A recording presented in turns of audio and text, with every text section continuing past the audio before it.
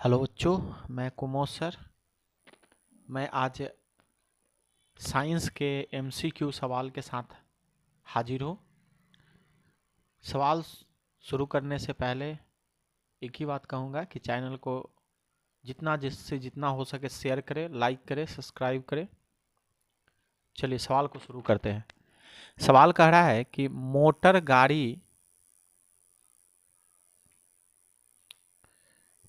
गाड़ी चालक के सामने कौन सा दर्पण लगा रहता है। तो मोटर गाड़ी के चालक के सामने यानी पीछे देखने के लिए उत्तल दर्पण लगा होता है। कौन सा दर्पण लगा होता है? उत्तल दर्पण। प्रकाश के अपवर्तन के कितने नियम हैं? तो प्रकाश के अपवर्तन हो चाहे परावर्तन हो, याद रखना है, प्रकाश के अपवर्तन हो चाहे परावर्तन हो, उसके दो नियम हैं। प्रकाश के अपवर्तन या परावर्तन के कितने नियम हैं? दो नियम हैं। विद्युत ऊर्जा का व्यावसायिक मात्रक क्या है? तो किलोवाट घंटा। किलोवाट घंटा विद्युत ऊर्जा का व्यावसायिक मात्रक है। एड्स का पूरा नाम क्या है? तो एक्वायर्ड इम्यूनो डिफिशियंसी सिंड्रोम, है ना। एड्स का पूरा नाम है, एड्स का फुल फॉर्म होगा। किस लेंस को अपसारी लेंस कहते हैं? तो अवतल लेंस को अपसारी लेंस कहते हैं। और बता दे कि उत्तल लेंस को जो है अभिसारी लेंस कहते हैं। उत्तल लेंस को अभिसारी। चलिए अगले सवालों की ओर चलते हैं। केमिस्ट्री का सवाल है, यशद लेपन किसे कहते हैं? पहले एक नंबर के सवाल पहले इसी तरह आते थे। 5-5 सवाल जो होते थे उसके आंसर लिखने पड़ते थे और बाद में 5-5 सवाल का ऑब्जेक्टिव ऑप्शन वाला मिलता था। तो है कि यशद लेपन किसे कहते हैं? तो लौह एवं इस्पात को जंग से सुरक्षित रखने के लिए इस पर जस्ते की एक परत चढ़ाई जाती है और इसी विधि को यशद लेपन कहा जाता है। मतलब लोहा या इस्पात पर को जंग से बचाने के लिए जो इस पर जस्ते की परत चढ़ाई जाती है उसी को कहते हैं यशद लेपन। प्लास्टर ऑफ पेरिस का आणविक सूत्र क्या है? तो प्लास्टर ऑफ पेरिस का आणविक सूत्र है CaSO4 इंटू 1/2H2O। निम्नलिखित में समीकरण को संतुलित करना है। फिर से देखिए, ये समीकरण जो है अनबैलेंस्ड है, इसको बैलेंस करना है। तो सबसे पहले देखिए अनबैलेंस्ड कैसे है। यहाँ कार्बन डाइऑक्साइड के 2 अणु हैं और यहाँ पे देखिए, अच्छा C और O अलग अलग है। चलिए ठीक है। कार्बन की कितना है? कार्बन का 1 है, ऑक्सीजन का 2 है। यहाँ ऑक्सीजन का कितना है? 1 है। यहाँ ऑक्सीजन का 6 है, यहाँ ऑक्सीजन का 1 है, यहाँ ऑक्सीजन का 2 है ना। तो इस तरह से देखिए नीचे में इसको सॉल्व कर चुका है, तो हम सॉल्व समझा देते हैं आपको। देखिए यहाँ से 6 से गुना किया तो C6 हो गया, H12 हो गया, सॉरी C6 हो गया और O 12, यानी C जो है वो 6 गो, O जो है वो 12 गो। RHS में चेक कीजिए तो क्या C 6 गो है? तो देखिए 6 गो C तो है, O 12 गो है, तो 6 गो 6 गो 6 दूना 12 गो, तो 12 और 6 18 गो हो गया 18 गो। लेकिन हमारे पास ए गो में O कितना, फिर से समझिए, 1 मिनट रुकिए, इसको पूरा भूल जाइए। चलिए हम आपको बेहतरीन तरीके से समझाने का कोशिश करेंगे। हम यहाँ पे हम लिख लेंगे, यहाँ पे लिख लेंगे, यहाँ पे हम लिखेंगे तत्व के नाम, यहाँ पे लिखेंगे LHS और यहाँ पे लिखेंगे RHS। तत्व का नाम हम देखेंगे, तत्व का नाम है C है, O है, C है, O है और H है। 3 प्रकार के तत्व है। पहले तत्व में देखते हैं कितने परमाणु है, कितने एलिमेंट परमाणु है। तो देखिए C का एगो है, इसमें एगो C है और इसमें टोटल में यहाँ LHS में देखिए, टोटल LHS में 1 ही गो C है, तो एगो C यहाँ दे दीजिए। और यहाँ C का एगो है 6 गो, तो यहाँ दे दीजिए 6 गो, हो गया। अब देखिए टोटल में O कितना है? तो 2 गो और 1 गो, यानी इधर में 3 गो है, इसमें कितना है 6 गो, 7 गो और 2 9 गो, इसमें 9 गो है। इसमें कितना है 9 गो। इसमें कितना है हाइड्रोजन H 2 गो, LHS में, RHS में कितना है 12 गो और 2 गो 14 गो। देखिए ये अनबैलेंस है कि नहीं है। यहाँ कार्बन 1 गो है, यहाँ कार्बन 6 गो है, यहाँ ऑक्सीजन 3 गो है, यहाँ 9 गो है, यहाँ 4 गो है, यहाँ इसे, तो ये सब अनबैलेंस है। इसमें हमको LHS RHS को बैलेंस करना है। तो LHS और RHS को बैलेंस करने के लिए अब हम क्या करेंगे, अब हम LHS और RHS में कुछ अपना मन से गुना भाग करेंगे और देखेंगे कि बराबर आता है कि नहीं। तो एक हम और ले लेते हैं, एक हम नीचे में और ले लिए, इधर तत्व हो गया, तत्व के लिए हो गया, इधर हो गया LHS, इधर हो गया RHS। LHS में हम लिख देते हैं CO और H।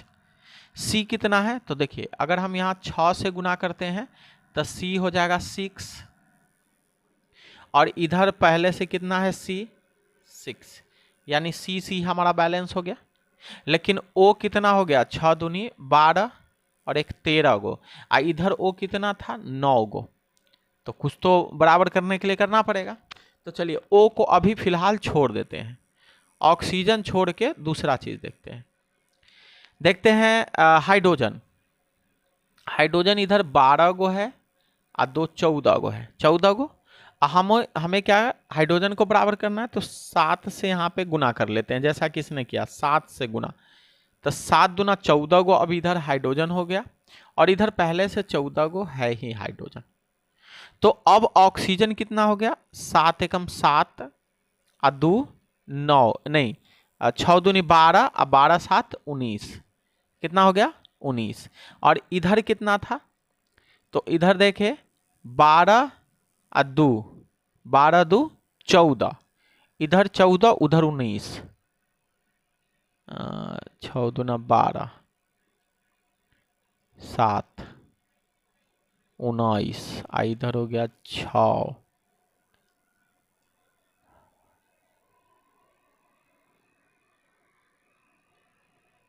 दो 6 नहीं 12 तेरह 14 14, ये इक्वेशन इसको छोड़ दीजिए, इसको छोड़ दीजिए। हम एक वीडियो लेकर आएंगे जिसमें हम आपको इसको बराबर करने का तरीका उरीका सब्जेक्टिव मेथड में सिखा देंगे, इसको रहने दीजिए। अगले सवालों पर चलते हैं। एक ऐसे अधातु का नाम बताए जो सामान्य अधातु का नाम बताए जो सामान्य ताप पर द्रव अवस्था में रहता है। तो ब्रोमीन। ब्रोमीन एक ऐसा अधातु है जो नॉर्मल टेम्परेचर पर द्रव अवस्था में रहता है, और धातु पूछता तो हम बोलते पारा। कैल्शियम की परमाणु संख्या कितनी है? तो कैल्शियम की परमाणु संख्या 20 है। कैल्शियम की परमाणु संख्या कितनी है? 20 है। अगला सवाल है कि विटामिन ए की कमी से होने वाले रोग का नाम बताए। तो विटामिन ए की कमी से रतौंधी, विटामिन बी की कमी से बेरी, विटामिन सी की कमी से स्कॉर्बी, और विटामिन डी की कमी से रिकेट्स नामक बीमारी होता है। ऑक्सीजन की उपस्थिति में होने वाले श्वसन को क्या कहते हैं? तो ऑक्सी श्वसन। ऑक्सीजन के अनुपस्थिति में होता तो अनऑक्सी श्वसन बोलते हैं। मानव में 2 उत्सर्जी पदार्थ का नाम, यहां ध्यान से देखिएगा, उत्सर्जी अंग नहीं पूछ रहा है, अंग पूछता तो किडनी और ये सब हो जाता, लेकिन अंग नहीं पूछ रहा, पदार्थ। तो मल मूत्र पसीना ये सब होगा उत्सर्जी पदार्थ। परितंत्र में अपघटकों की भूमिका बताएं। तो परितंत्र में अपघटकों द्वारा अपघटन द्वारा मृत जीवों के शरीर का वृज्य पदार्थ में उपस्थित कार्बनिक पदार्थ को अकार्बनिक तत्व से जोड़कर मुक्त कर देते हैं। गैस तत्व ऑक्सीजन तथा नाइट्रोजन वायुमंडल में चले जाते हैं, इसी को कहते हैं अपघटन। मतलब सीधे सी बताना है कि जो मरा हुआ शरीर है वो सब जो कीड़ा मकोड़ा है उसी में जन्म लेता है, उसको खा जाता है, या बाहरी पशु पक्षी उसको खा कर अपघटित कर देता है, वही अपघटन पदार्थ की भूमिका निभाएगा। अगला सवाल है कि अमीबा में गति किस भाग से होता है? तो कुटपाद से।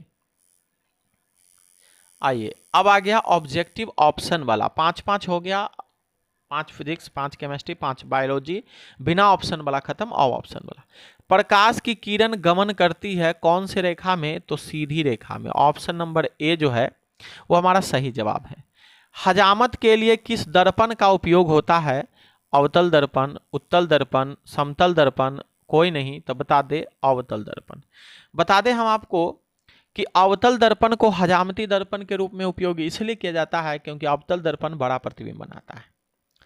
सर्च लाइट का परावर्तक सतह होता है, तो सर्च लाइट का परावर्तक सतह कैसा होता है? उत्तल, अवतल, समतल, कोई नहीं तो अवतल होता है। निम्नलिखित में से किसका उपयोग खाना बनाने के ईंधन में नहीं होता है? सीएनजी है, एलपीजी है, बायोगैस है, कोयला है। तो सीएनजी आपका राइट आंसर है। सीएनजी का खाना बनाने के ईंधन के रूप में उपयोग नहीं करते हैं। एलपीजी को करते हैं, बायोगैस गोबर गैस कहते हैं, इसका भी करते हैं, कोयला तो आप जानबे करते हैं।